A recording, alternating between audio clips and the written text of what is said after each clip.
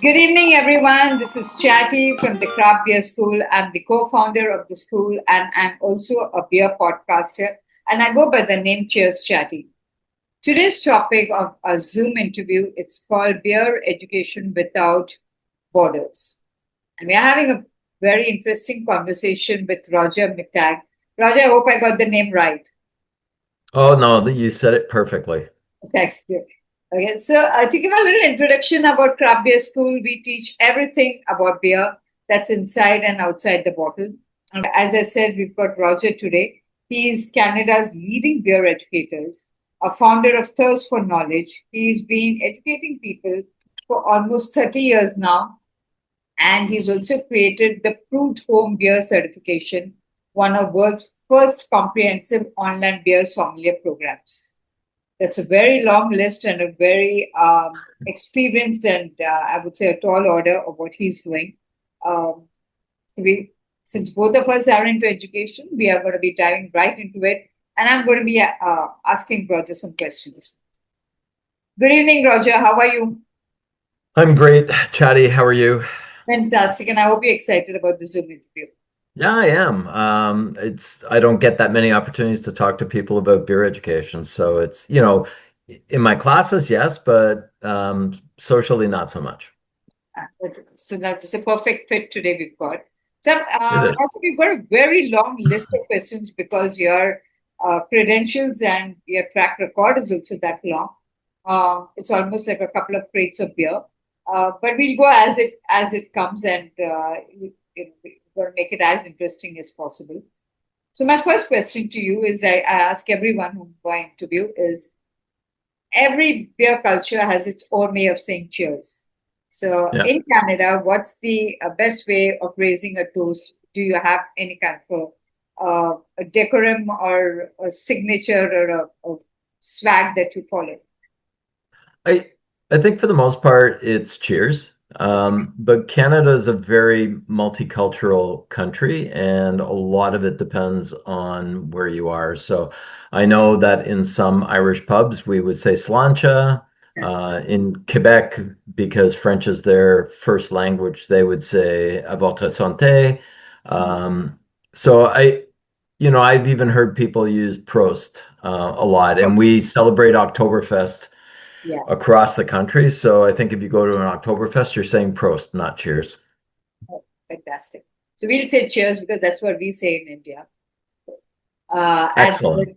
yeah, and so is in Canada too. So I'm going to ask you a little about your journey before I get into the education part of it. I, Sure. I, I just want to know what really sparked your interest in beer and how come, again, in beer, you decided to get into beer education?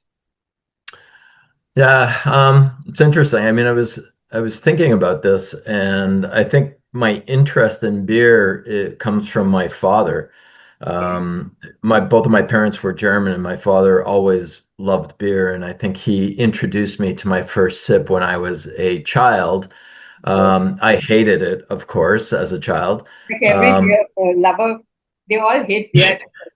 Yeah, yeah, I think so. And then it was my drink of choice as I was growing up and I became of drinking age.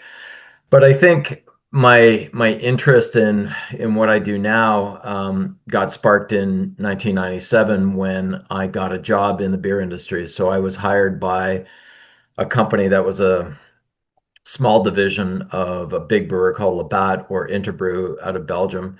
And it was everything that they did that really created this massive interest in understanding everything about beer. When we started, I mean, the interesting thing about as this company started, it was called the Olin Specialty Beer Company. And they hired everyone from the ground up. So there was 30 of us at the same time that all got hired because it was a different way of approaching the beer industry. Historically in Canada, selling beer is about trinkets and trash. The beer was very homogenous for a long period of time. And I think in order to gain people's interest, they would give away t-shirts and Okay. hats and prizes. Yeah. But this new company, OSBC, they wanted to attack things differently. They wanted to attack it from an educational perspective. and helping people to understand and appreciate beer in a different way than had been done before in Canada. So we were all flown over to Belgium within a month of us starting with this company. And we spent almost 10 days in Belgium and England visiting breweries and understanding beer culture, learning how to pour beer properly from a draft tap to a bottle, to re-fermented beers, to understanding beer and food, beer history, glassware, anything you can possibly imagine. We were instructed in the first 10 days. And then the expectation was that we were going to deliver that same experience to our customers and to our consumers. And it lit a fire under me that I can't ever think about extinguishing. Okay. So then, how did thirst for knowledge come up? And of course, later on, the beer certification. So this is like Yeah, 2 years of working, or immediately you decided that this is your path? no, I mean that's a great question because I was in sales for the first 4 years at this company. And then Okay. after 4 years, I moved from sales into a learning and development role. So my role then switched into trying to sell beer to creating and providing an educational platform for the entire company.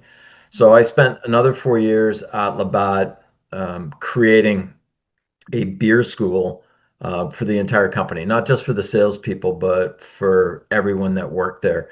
And then I knew the end was coming because Interbrew had merged with Ambev, which is a gigantic South American brewer. And I Okay. knew that when the Brazilians started taking over the North American beer side of it, that they did not view beer with the same romantic view that I have.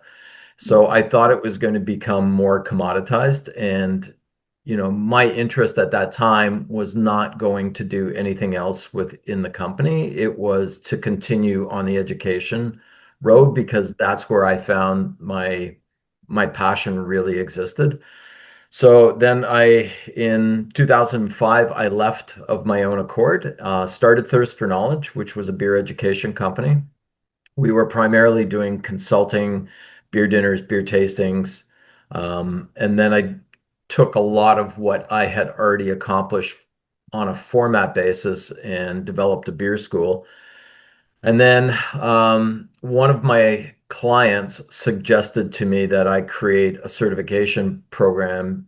And in his words, said, if you don't do it, somebody else will. Exactly. And I don't need too much incentive Yes. for me to try to lead the industry. So, 2008, I started working on the certification platform.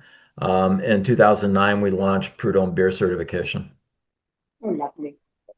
So, you said something very interesting that earlier when beer companies would try and attract customers, it was always through some kind of freebies and merchandise.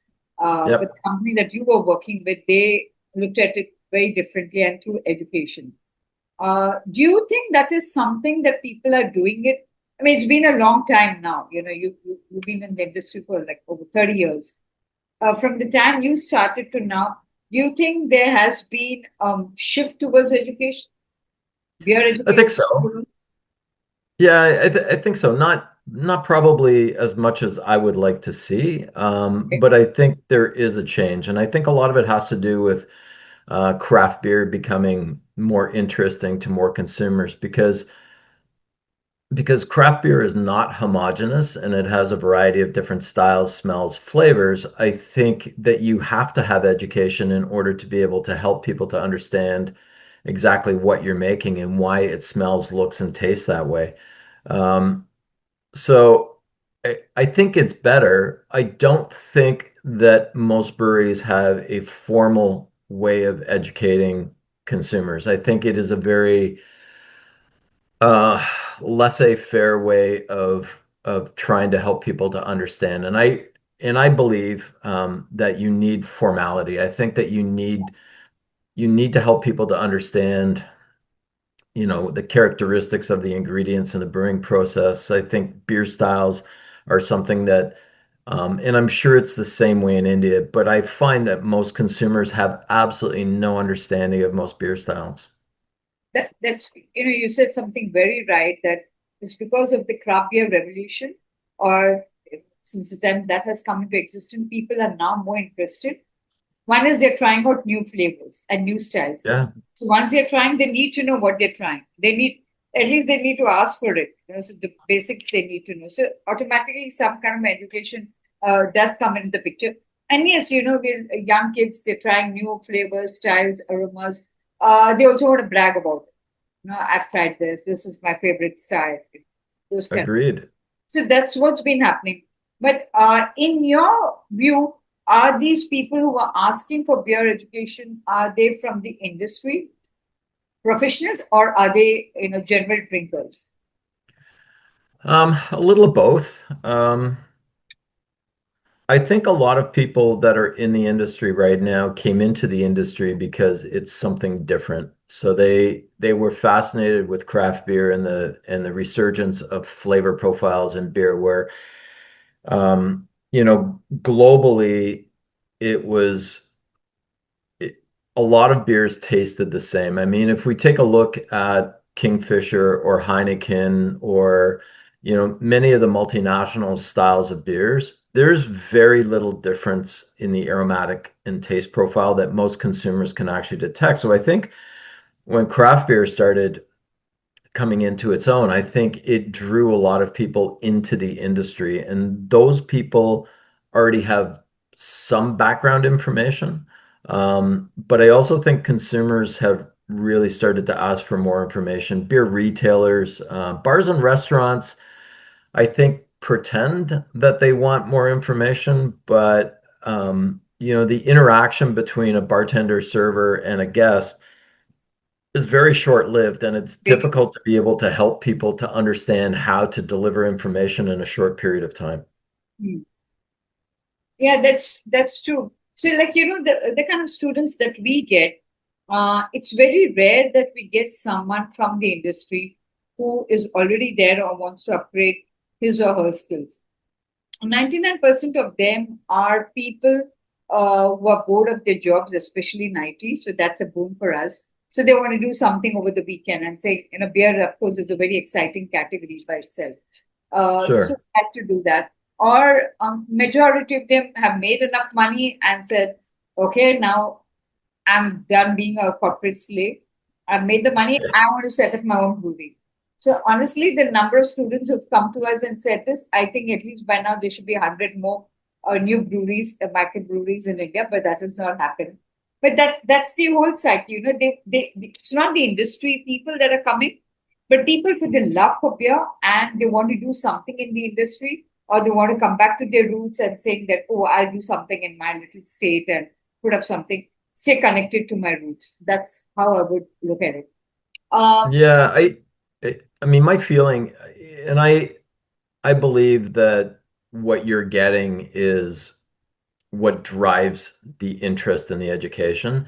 yeah, The yeah, issue that I have, and I use this statement a lot lately, and it applies very much to the industry, is you don't know what you don't know. And there are a lot of people in the industry who think that they already know everything. And for people like you and I, yeah. we have a different way of presenting than a scientific approach would. And so sometimes there are things that you know, or there are stories that you tell that people have never heard before. And I think a lot of people have to get over the fact that they actually don't know everything. And more importantly, what I see is people think that if I do a post, I'll immediately start I can put up a commercial brewery.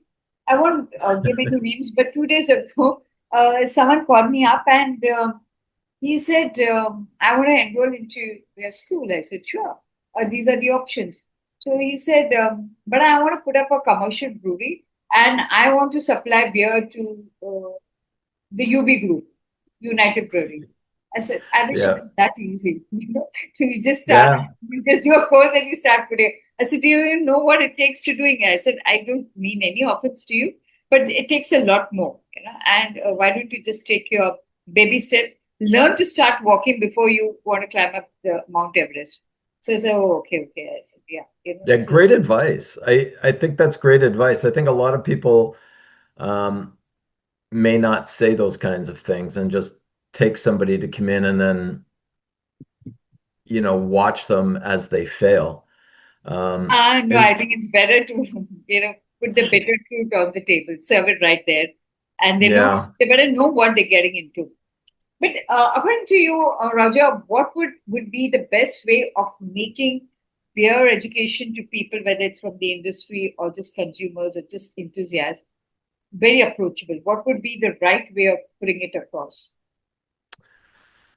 well, I'm a little biased. I think my program is outstanding, and I think it isn't um, it isn't as complex as most people would think. I think we have to take the mystery out of beer.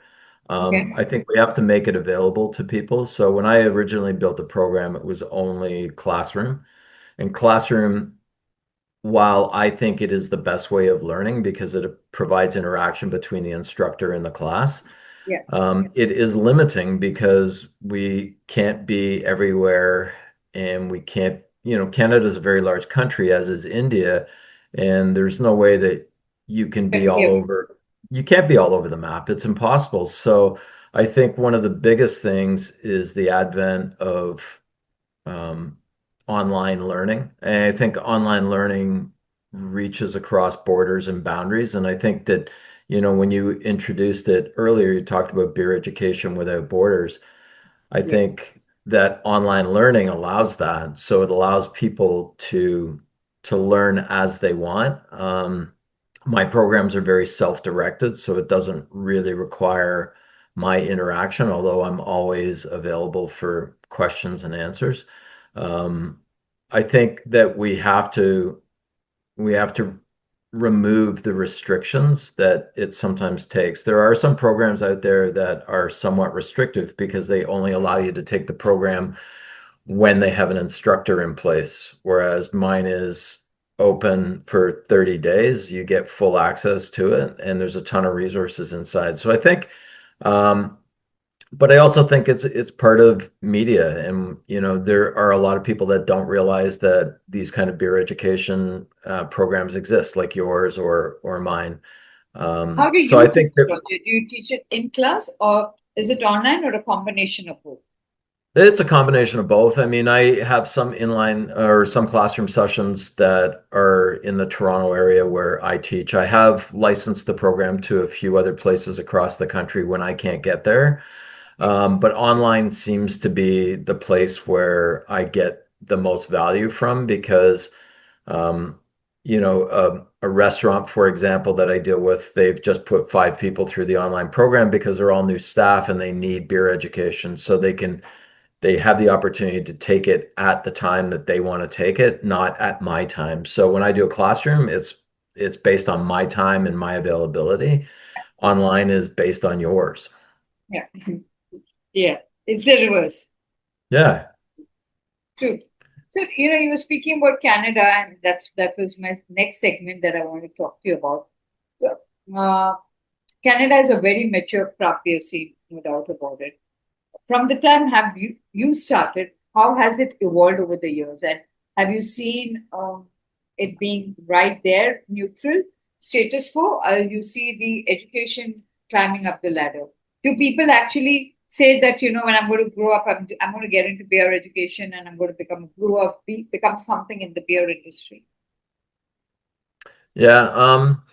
So the craft beer industry in Canada has had 4 significant waves. The first Okay. one came in 1984, where we started seeing regulations come down and the availability of craft beer. And so a lot of people got into the industry at that time, and there are only a handful that remain after 1984, and some of them have become extremely successful.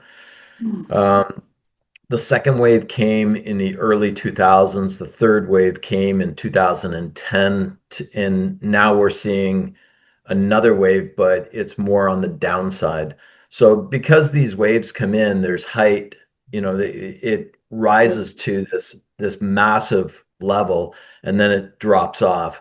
And we're experiencing the same thing that you experienced when somebody phoned you up and wants to take a beer education course, but then wants to figure out how to open a brewery up. Mm. In Canada, because of the growth of the craft beer industry in between 2000 and 2010, everybody thought there was a pot of gold at the end of the rainbow. So they all jumped in Mm. thinking that they could make a ton of money. And what they've realized after 10 years or so is that it's very challenging to make money in this country because of the taxation that we have and some of the restrictions. So we're starting to see a decline in the amount of craft breweries that are in Canada. But to be honest with you, I think a lot of it has to do with the fact that people that got in felt like they needed to be everything to everybody. And because of the size of our country and even our individual provinces, it's very, very important to stay locally relevant. And by that, I mean, if you can satisfy the needs of people within a 20 to 50-kilometer radius, then you have the ability of making money, earning a decent living. Okay. It doesn't mean that you're going to become a millionaire overnight, but I think that, You can stay there's up. some good opportunities. Yeah. Now, the second part of your question was about the beer education side of it. And a lot of these people that have gotten into opening breweries up are not focused on beer education. What they're focused on is what they do. And they don't necessarily realize that they need education in order to drive the interest and the volume that they're trying to create. Yeah. At least get your foundation right before. I think the approach has become a lot that it's commercialized in the sense how much money are you going to make? Well, where's the balance sheet? And everyone only wants to Yeah, look at the Excel sheet at the end of it and say, "Oh, is my venture even viable?" So the success comes from the Excel sheet and not the PPT that is going to teach you or sitting across and enlightening you as this is how beer is actually made. So it's agreed. a bit of a sad situation, but that's how it is. Uh, but Yeah. speaking of like Canada, where as compared to rest of the world, which other country do you think is doing some really exciting work with beer education? Yeah, I think clearly the United States has been the leader in craft beer and developing new styles and flavors for a long period of time. And Canada tends to follow the US in some of the style development and the interest in craft beer. I think the UK has done an amazing job. From what I hear, there's a tremendous amount of craft beer growth in Mexico and in South America. Italy is not renowned as a beer country, but their craft beer culture is quite well advanced.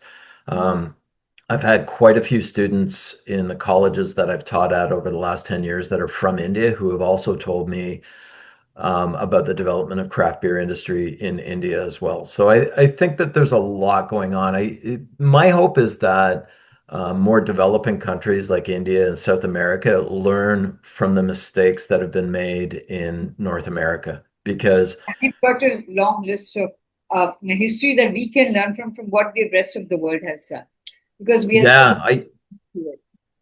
I think so because initially back in 1984, there was some doubt whether the craft beer industry would be able to sustain itself, but it clearly is sustainable, but not in the same growth pattern that it has experienced over the last 20, 25 years.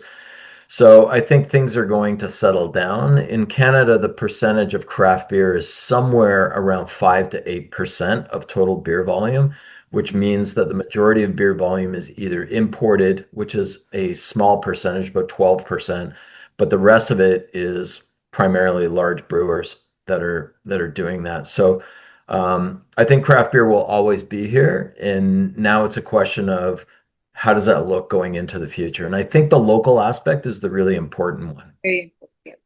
Uh, I'm not sure how much you follow the Indian craft beer scene. I just wanted to pick your brain a little and ask you, what is your perception? What is the rest of the world? How do they look at the beer scene in it? Um, yeah, I'm not 100% sure. I think maybe not surprisingly, but I think a lot of um, the brewing industry is looking inward right now and not globally. So they're looking at how we can save. I mean, the interesting thing, and I think the benefit for you is that craft beer or beer consumption in India is actually on the increase, whereas beer consumption in most of the um, more stabilized beer countries is on the decrease. Like Germany is seeing double digit declines. England is seeing double digit declines. The US is seeing quite a bit of shrink on the beer volume that's being consumed. And a lot of it has to do with our aging demographics and our restrictions on drinking and driving. There's a lot of things at play, but statistics have shown that within India and with South America, that actually beer consumption is going up. And so Going we have generational issues right now where we have young people that are 19 to 24 years old that aren't drinking at all. And so the Still question because they is, want to lead a very sober, curious life. Is that the new yeah, trend that's taking up quite a bit? That's that side too. it is, but I'm not sure that that is going to continue as a massive trend. I think it's more fad. Yeah, And there is a belief amongst a few people that, it's great to start off with that attitude and with that belief. And a lot of it is health driven. Um, but I still believe that, the beer industry swings on a pendulum, and the pendulum right now is on one side, and it will swing back toward the middle, and we'll yeah. see more consumption. Hmm. But in a country like India where consumption is going up, now the interesting thing is how do you meet the needs of what the interest is? And I think that's where, if younger consumers aren't interested in drinking mainstream brands like Kingfisher, and I think you mentioned another beer um, that was quite popular as well. I think it And was a there's high Heineken, there's alcohol. Kingfisher, there's Bira, there's Budweiser. Kingfisher, of course, is the king of the jungle. But Yeah, there are the others too that are there, and the commercial ones. And yes, we have a lot of the craft beer ones too, the microbreweries and the established, the packaged ones too. Uh, yeah, but what I do see is a little bit of sometimes a confused state because there are kids who are willing to try and want to try because everything is so new and everything every day there's something new happening. But at the same time, they Gen Z they want to get into this sober curious lifestyle and be off alcohol. They don't want to waste themselves on it. They want to do a different kind of things. They're going to the gym, they're health conscious, they're traveling, sure. they're backpacking. So it is a combination of things that happen. But as you said, it's a pendulum. One day you'll want to not drink it all, and one day you'll just come back and say, why not? I just enjoy it. So I don't think any industry or any style of beer or type of beers is ever going to shop. But however, educating people is very important. And that's my next question to you is if someone wants to get into beer education, want to pursue a career in that, what do you think should be the starting point for them and what kind of skill sets should they possess? Um, I think first of all, you have to have passion for the industry itself and passion for beer. And I know that sensory development is very important. I mean, my sensory skills have developed over the time that I've done this. I mean, they weren't nearly the same way 30 years ago as they are now. And that's mainly because it's a skill that I work on and develop all the time. And I think the reason that sensory is important is because at some point, as an instructor, you have to be able to guide and coach and mentor somebody on the kinds of aromatics that you're smelling. And it opens up a doorway that we can actually pull out of our brains as well. So I think sensory is very, very important. But I also think structure is really important. And I think that there has to be a methodology in which you share information that makes sense to the consumer. Technology is the other thing that's my other segment I'm going to talk about. There's not one industry or one human being who can't live without technology. Even if you hate it, it's part of you. Where do you see right now? It's all about AI. Yeah. Where do you see AI in the beer industry? Um, Yeah. That is a really, really fascinating question.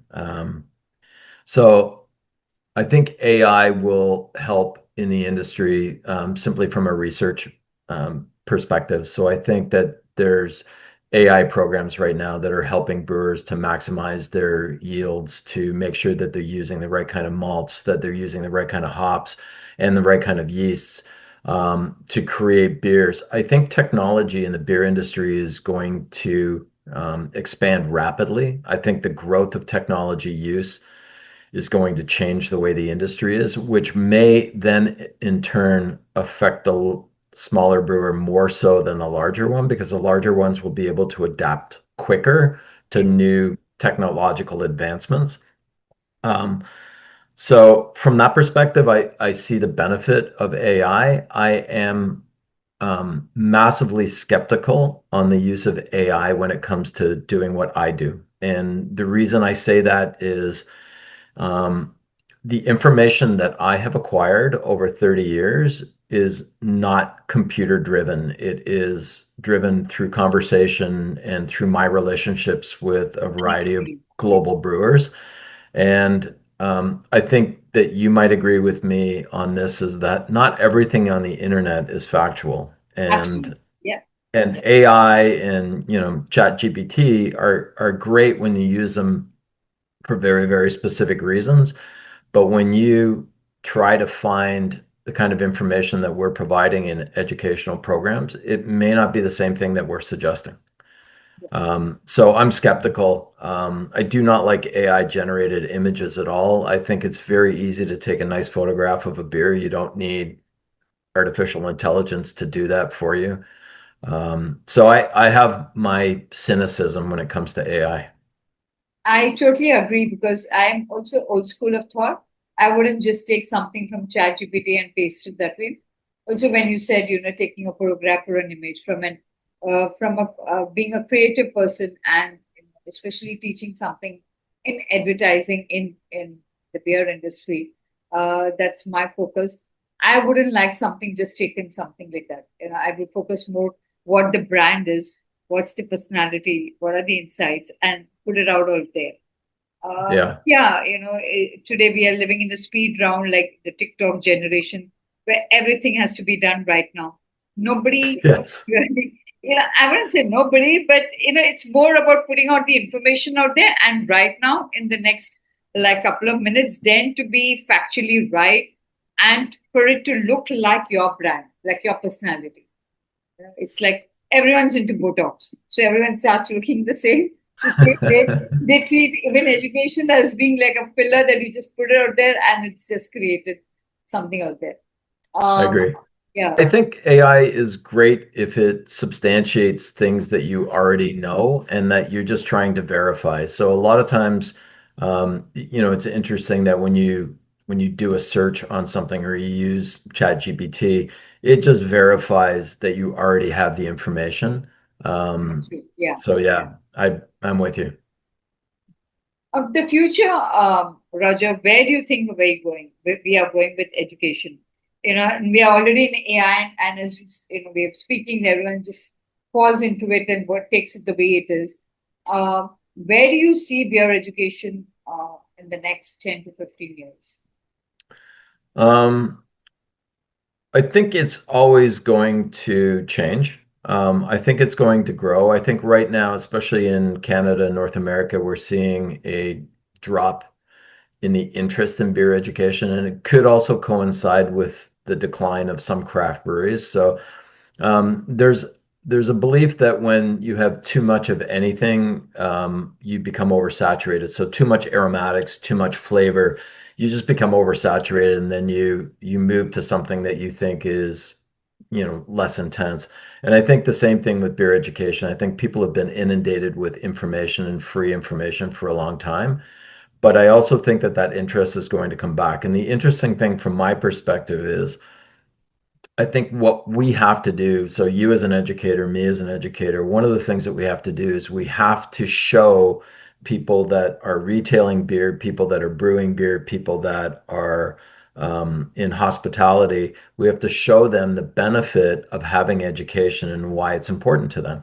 And if they don't know, then they won't adopt. Yeah.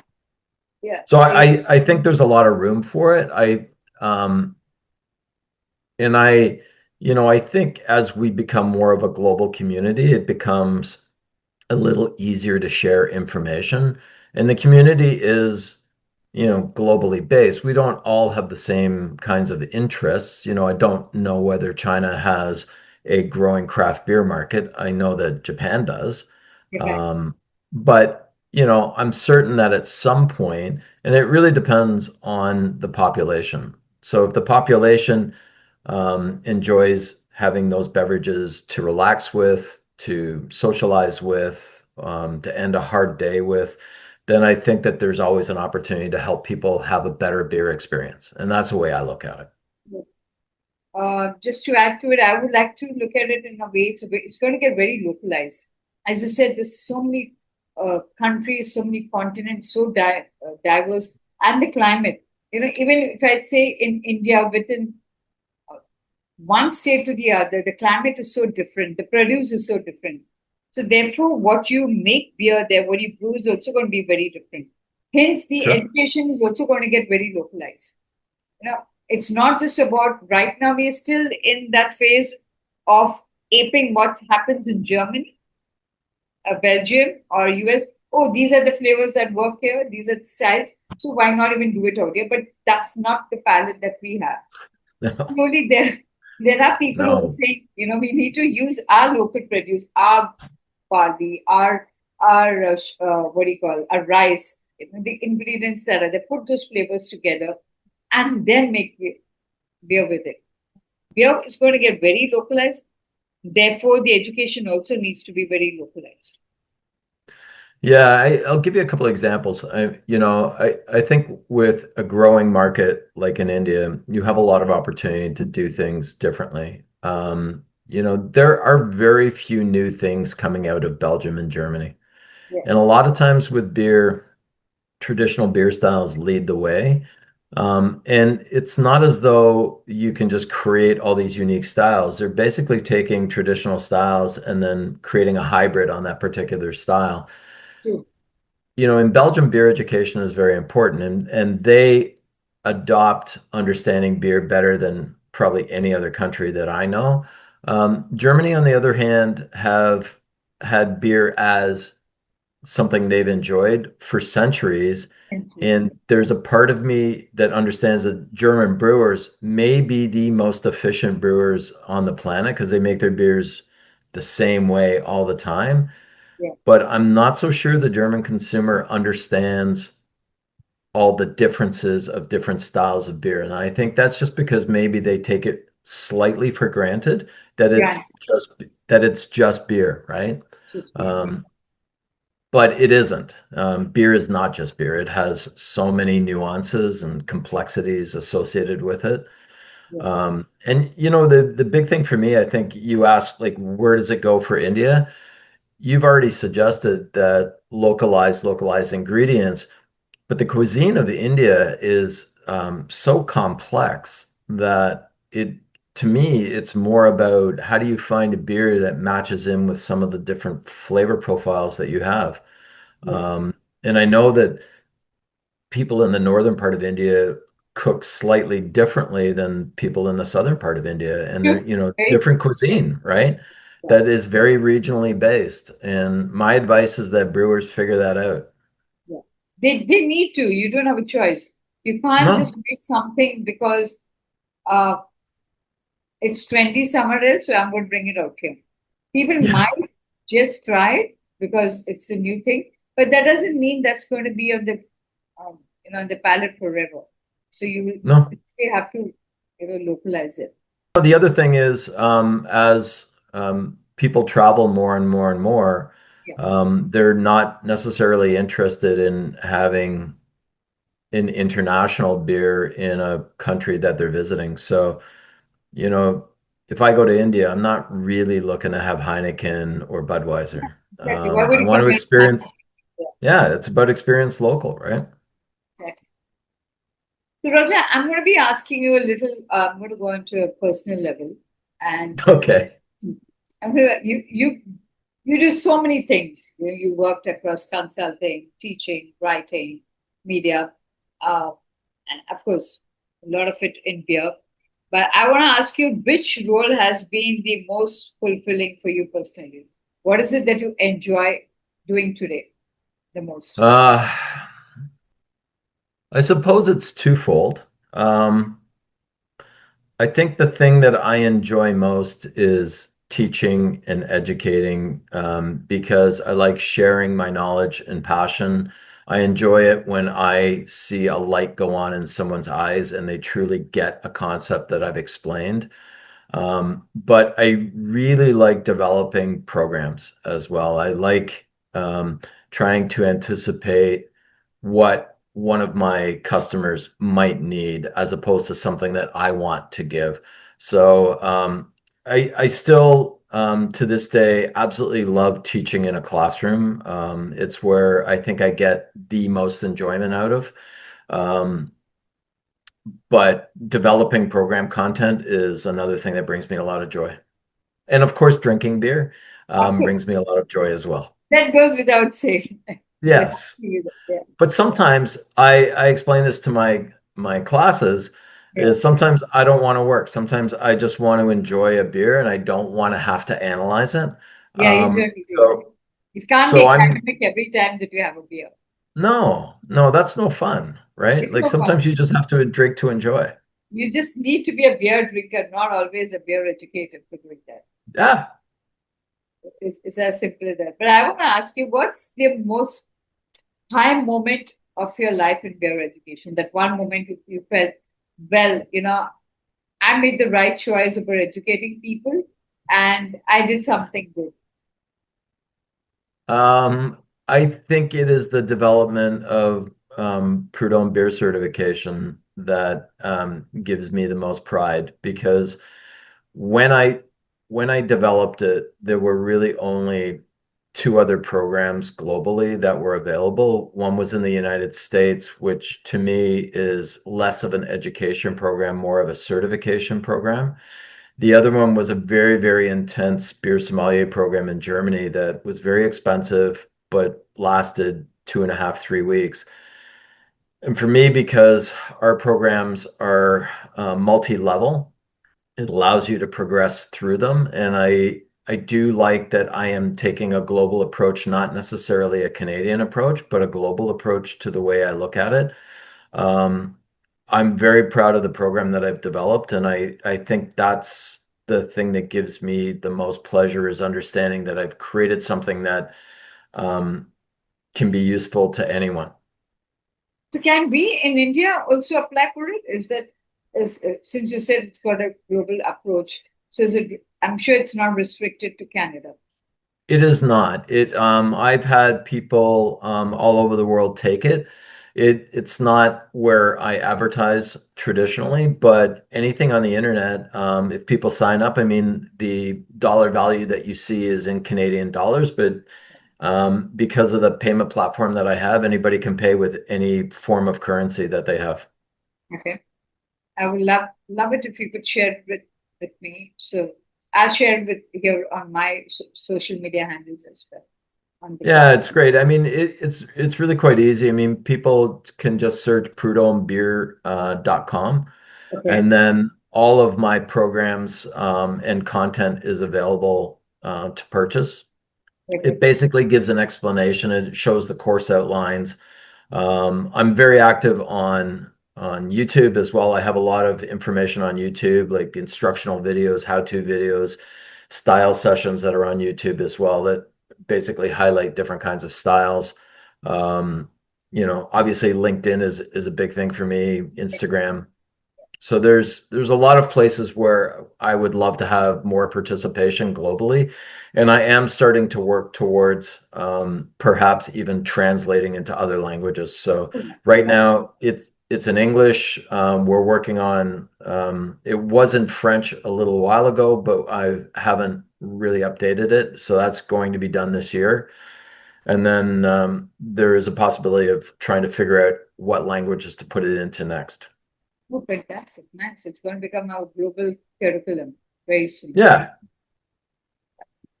So, Roger, we are almost at the end, but I'm not going to leave you without a quick rapid fire round. So, I'm just going to ask you questions and you're going to give me answers in a jiffy. Okay. Okay. It's a bit of a fun round, too. Okay. So, what's the most common myth about beer that still makes you smile? Uh, oh boy. That beer should be served with no foam. Oh my God, that I just it gets my goat when people do that. That's Yeah, the that doesn't actually bring a smile to my face. That it just makes doesn't me want upset. it doesn't actually you want to throttle their necks. Yeah. But that's a myth anyway. Yeah. The second one. What's one beer style you think deserves more attention? Very interesting. Um, I think to me, stouts require more attention because there's a lot of people that don't believe, especially in Canada, in cold weather countries, there's a lot of people that believe stouts should only be served in the winter months and when it's cold out because it's warm and but stouts have so much possibility. Yeah, That's the underrated one. Fantastic. yeah, I think so. Okay. If you could share a beer with any historical figure, who would it be and why? Oh my goodness. I've never even thought of that. Anyone, it I could be think from I would love to have a beer with Joseph Grohl, who was a Bavarian brewer who created the Pilsner style in 1842. And the wow. reason why I would want to do that is A, he's German. Well, I was Bavarian, not German at that time, but it would be interesting to have a conversation in that language. But also, I view Pilsners as being the most important invention, creation of anything in beer because that's what most of the world drinks.